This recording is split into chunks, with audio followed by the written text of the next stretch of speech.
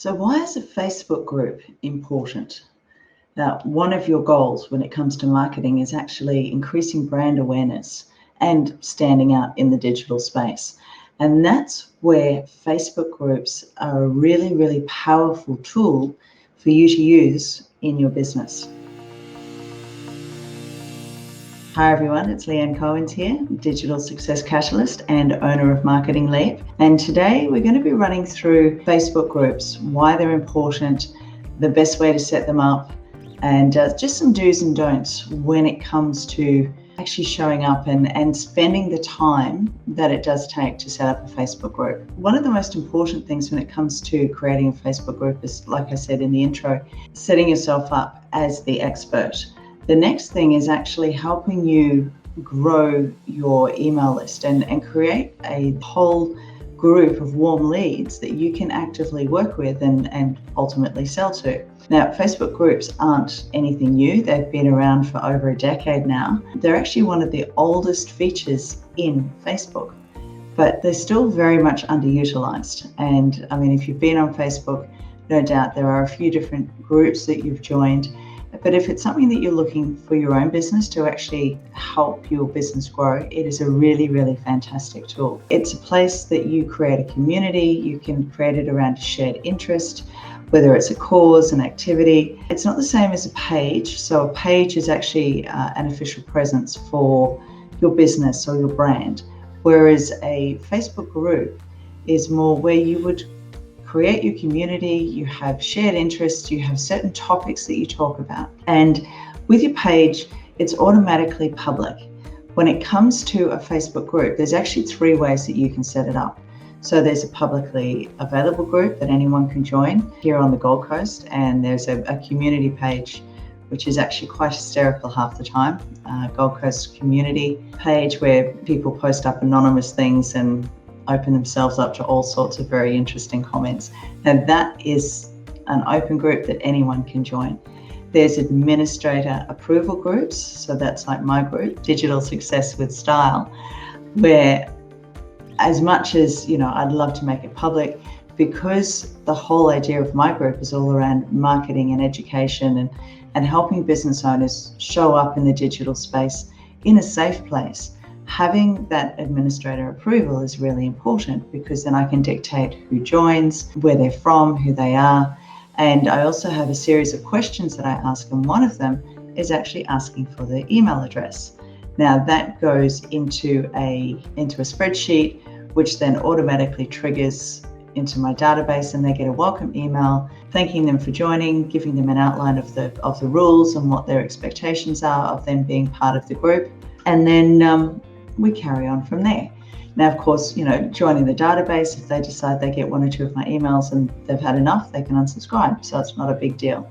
But for the people who are getting value from the work that I do, they stay on my database and they get emails and start hopefully learning a little bit more about the digital space. And then the third type is a private group. Now, I am on the board of a sporting association. All the board members actually have a private group that nobody sees, nobody can access, but it's one of the fastest ways for us to communicate with each other if there's something that we need to deal with urgently or we need to share files rather than sort of clogging up our email addresses, email inboxes and that sort of thing. There's the publicly available, the administrator approval, and then there's the private, which is the invitation only. Why would you want to launch a Facebook group? Well, if you do decide it is something that you want to do, you really need to sit down and work out what it is that you want the community and the entire topic to be around, because it can't be all about you. It's all about how you serve and what value you give other people. You really need to sit down and map out exactly why you are creating this group and what topic it's going to be around. From there, you do need to set up some rules. So you need to have a fairly in-depth explanation of the group's background. You've got to have specific rules and as far as what the goals are. So whether it's open for discussion or whether it's only about a certain topic, whether you allow promotions on a certain day, if it's based around a particular location or a region, like I said about this Gold Coast community group, And then having a very, very clear outline on what you consider to be spam and what you consider to be, actively posting. With this day and age, when the minute people get behind a keyboard, you have a major issue when it comes to people sharing their opinions quite openly and saying things that they probably would not say to somebody face to face, but they feel safer doing it behind a keyboard. So making sure that you have very, very clear explanations and very, very clear rules around what is considered to be disrespectful, what is considered to be spam, and also telling people what the repercussions are if they violate any of the rules. And having all of this in place actually helps you moving forward, because then you're pretty much making it very clear. This is who we are, this is what we're about, this is what you can expect from us, and this is what happens if you break the rules. Then the next thing is, if you have a series of resources, you can actually have a resources page and guide people to where that is and tell them how to find it. And if there is a group of you, or you're running it and you've got some other team members or some VAs, actually having a list of the admins so people know who's who in the zoo, basically, and letting them know their authority levels and where they're at. When it comes to actually creating your group, a couple of the do's: make sure that you are offering your members valuable content. So valuable content, targeted offers, if there's things that you're putting out there that people are going to benefit from. Because ultimately, as a business owner, your time is the most precious commodity. And if you want people to spend time in your group and doing things and being active participants in your group, you've got to have valuable content and you've got to be giving back something. And like I said before, it can't be all about you.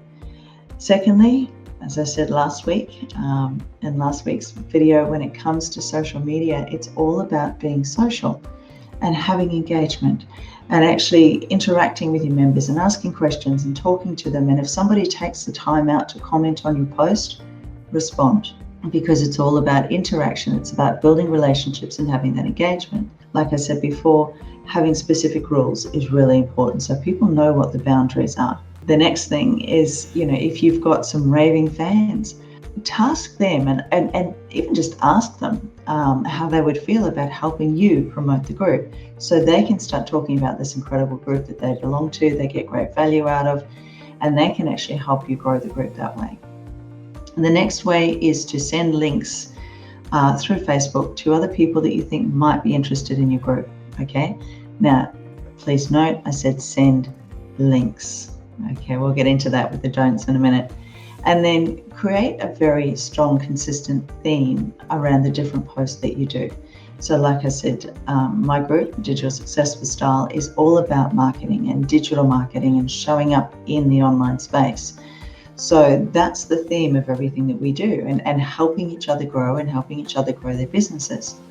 Now, when it comes to don'ts in a Facebook group, don't spam everybody that's in the group. Don't continually be throwing up discount codes and special offers for this and that and the other. You don't want to be seen as constantly selling and ramming what you are doing and what you have to sell down someone else's throat. It's the fastest way to turn people off. Don't post dozens of times a day. Just once, sometimes even twice a day is enough to get the communication and the conversation flowing. The next thing is, you're running a business. You're not there to become, well, maybe you are, but generally most business owners start a group because they want to grow their business, not because they want to have this incredible, huge group. So try not to do everything yourself. Like I said, if you've got a team member, if you've got a VA, make sure that they are properly trained, because that can be very damaging to your brand. But don't try and handle all the admin and everything yourself. Be very, very strict around the rules and your expectations and what the responses will be if people break the rules. Because otherwise you're going to have a whole series of spammers jumping on there and making it a really unpleasant experience for everybody else, and you start losing people straight away. Then the next thing is stay on topic. Don't keep going off onto the latest fad, because again, people have joined your group for a specific reason. So make sure that you stick on topic and that you are actually giving value all the time. Now, I said before about sending links. The last don't is do not actively add people to your group without getting their express permission first. You can send out an invite and say, look, I've got this great group. It'd be wonderful if you could join me. But don't just add people to groups because you can, because it's incredibly rude and it's the fastest way to get a bad name for yourself and actually start losing people on Facebook. With that, you've got to be very respectful. I know that we're behind a screen, but you've still got to treat this as if you were looking at someone face to face. Now, you've created a group. That's fantastic. You've got the rules in place, you've got your themes, you've got your topic, you know what you're going to talk about. But people aren't going to join up just because you've created a group. You've got to give them a compelling reason. So one of the best ways to do that is to be very, very clear in your about section. So you have an about section when people go looking at your group, they can see exactly what the group is there for, what they could benefit out of it. So you've got about 3,000 characters to actually tell people what your group is about, why they should join, and give them a really compelling reason to join your group. Now, like I said, with my group, I actually have a series of questions for anybody that wants to join, or we can't actually track down that they're a real person. We will just decline. We then send them a message and say, look, part of joining this group is to actually fill in these questions. We'd really appreciate it if you would do that. You know, if we don't hear from you within the next 7 days, we will respectfully decline your request to join. And there have been times that we've gone back, we haven't heard from them, and we just respectfully decline the request to join and continue on. And it means that our feed isn't continue being clogged up with people who are just sitting there and haven't actually followed the instructions that we've asked them to do to join our group. Yeah, like I said, in the about, make sure that you've given them an incentive to sign up. Let them know if you've got weekly giveaways, if you've got competitions, and you've got promotions that are exclusive to group members. And if you've got products coming in or coming up, give them that first opportunity to see that. So they've got some incentive and it's worth their while being part of this. And then, letting them know what resources you've got, like lead magnets, scripts, templates, anything to do with a particular topic that you are working with. And then, like I said, you pick an engaging theme. Now, if you've got a business, you need marketing. And the digital space is so confusing for a lot of people, which is why with my group, it is all about marketing and growing in the digital space. And again, it's about creating that like-minded community. So you've done all this work. How else can you get people to know about it? Well, the first thing you can do is actually add a link to your personal profile. And if you also have a business page, you can add a link there saying that these are the groups that you are either connected with or that you're an admin to. Have a link on your website. So on my Marketing Leap website, in the menu bar, there is a come join me, and that takes you straight to the group. When you're doing an email blast or sending out a newsletter, mention it somewhere in the email, even if it's just a footer at the bottom, come join me. When you're doing blogs and things like that on your website, you can actually mention it in there as well. One area that gets really, really overlooked is your thank you page. So if you've got lead magnets and you've got resources going out, you can actually have on the thank you page, thank you so much for downloading my resource or downloading the template or the script or whatever it is that they're downloading. By the way, come and join me in my Facebook group. Then you can have them in your other socials. If you're on Pinterest, create a pin and actually link that back to the group.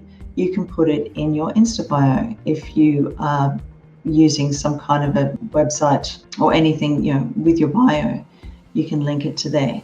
And then the final way, apart from reaching out, like I said, to some of your top fans and saying, look, guys, if you're really enjoying what's happening in this group, please share it with everybody, is to use Exit Popups on your website. So when somebody goes off a page, a pop-up comes up and says, hey, come and join me in my group. Like I said, when it comes to creating a Facebook group, you need to work out why you are doing it. You need to work out the theme.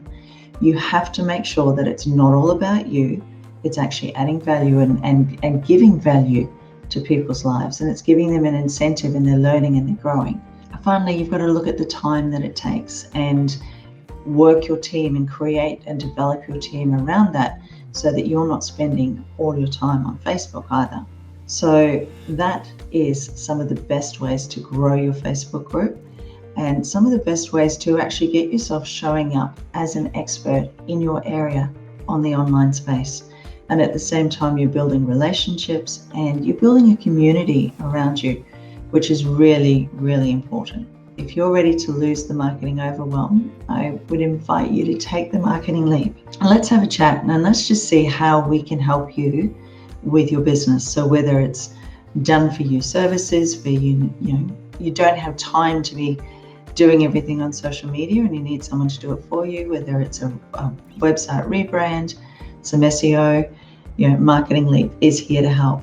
At the same time, if you're just interested in learning more about the digital space, I've got some great courses coming up online that will help you do just that. So reach out and I'll send you the links. But in the meantime, have an amazing week, and I really hope that this has been of some value to you today. I look forward to seeing you next week at 12 o'clock. Bye.